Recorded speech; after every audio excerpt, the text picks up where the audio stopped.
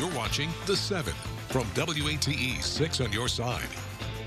Good evening, I'm Bo Williams, and welcome to The 7. Let's get a look at the big 7 stories right now. And topping the list for us, new details in the East Knoxville standoff that we told you about last night. Knoxville police now releasing the name of the victim, and we're getting an idea of what witnesses told investigators. First, the victim, Chiquenia Livingston. Knoxville police saying that she was 48 years of age, lived in Johnson City. Police said yesterday Livingston was found in the backyard of a home on Wilderness Road, suffering from at least one gunshot wound. Now, she died after being taken from the scene. Last night, we brought you the name of the suspect, John DeLoach. Today, we obtained the 76-year-old's court paperwork, which shows that a witness told police about DeLoach arguing with another witness. The witness claims DeLoach pulled a gun. The other witness moved away. Then DeLoach reportedly pointed the gun at Livingston, who was standing next to him, shooting her in the chest. Now, last night we watched for hours as negotiators worked to talk DeLoach into giving himself up. He surrendered around 9 o'clock. DeLoach is facing a charge of first-degree murder. Of course, we'll follow this case as it moves into the courtroom and keep you up to speed. Next here at 7 o'clock, another round in the budget clash between the sheriff and the mayor of Knox County. Tonight, it's County Mayor Glenn Jacobs offering his rebuttal to Sheriff Tom Spangler's call for deputy pay raises of 30%. Now, we've been following the back and forth. Sheriff Spangler says the pay hike is needed to keep and attract deputies in a tight labor market with lots of competition from other law enforcement agencies. Mayor Jacobs offered 8% raises, limiting those to patrol and corrections officers who rank as below that of captain, arguing that it would still be the largest yearly raise in county history. Today, Jacobs is disputing Spangler's estimate for the cost, arguing that the price tag for the sheriff's proposal would mean raising taxes by nearly 3 times as much. And you might have heard that it would require a 7-cent or 4.5% property tax increase to fund the sheriff's proposal. That's not correct. It's almost triple that because the 7-cent number doesn't include long-term pension costs. On Wednesday, we received the pension figure from the folks who manage the county's retirement programs. It's huge. To fully fund our pension obligations under the sheriff's proposal, we would need to raise property taxes another 15.5 cents, bringing the total amount to a 14.5% property tax increase. That means the average homeowner would pay about $235 more each year in property taxes. It's not fair to give KCSO an absolutely massive pay increase and then turn around and say, we can't do anything more for everyone else. Jacobs backs up his argument by pointing out that county workers and other departments face dangers on the job, from a public works employee hit by a car while mowing to trustees' office workers being threatened with guns while delivering tax notices, all getting raises of just 3%. Now, we're waiting to hear from Sheriff Spangler on the cost estimates and the mayor's new argument. Spangler said at Tuesday's county commission that turning to a salary lawsuit was a last resort, but if that's what it takes, Sheriff Spangler says that's what he'll have to do. We'll keep you posted. All right, next on our big story list for you right now, we've learned the name of a woman found dead after a house fire in North Knoxville.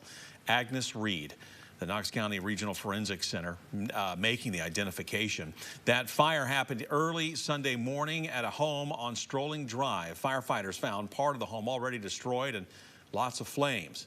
Since the fire was so large, fire crews could not enter until most of it was clear. That's when they found Reed already dead inside.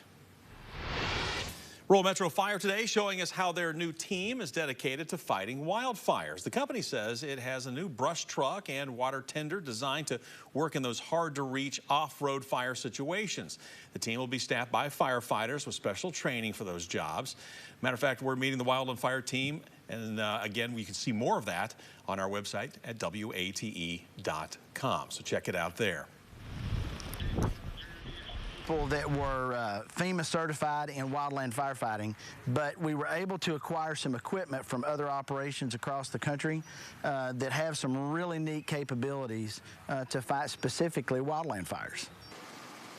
So tells us that every member on this new team, by the way, volunteered for the position. Governor Lee signs off on a bill allowing Tennessee teachers to ignore a student's preferred pronouns.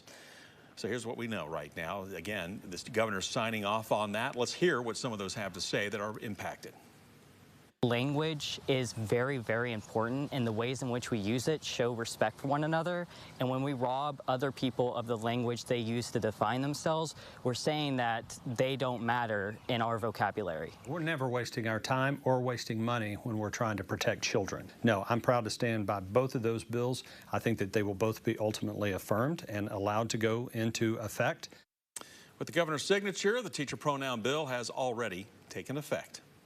Our next Big 7 story for you tonight. The principal of Campbell County High School arrested yesterday, this over a speeding ticket from more than 17 years ago. According to a THP report, Benjamin Faust was the focus of a traffic stop on Highway 66 at North Street.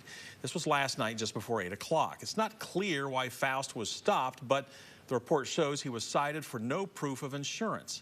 The report goes on to show that in the process, a trooper learned Faust had an active warrant out of Claiborne County.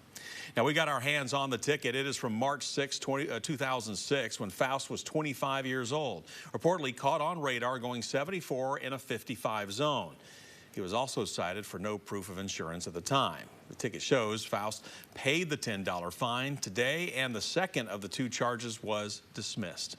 Last month, Faust was able to go back to his job at Campbell High School after spending several weeks on leave due to a DCS investigation. Ultimately, Faust was reinstated, his attorney saying then that the investigations by the sheriff's office and the law firm found there was no substance to the allegations. And just into the WATE 6 News Side newsroom, a statement from Faust's attorney, Greg Isaacs, quote, Benjamin Faust was picked up for an outstanding ticket from 2006 and released after paying costs.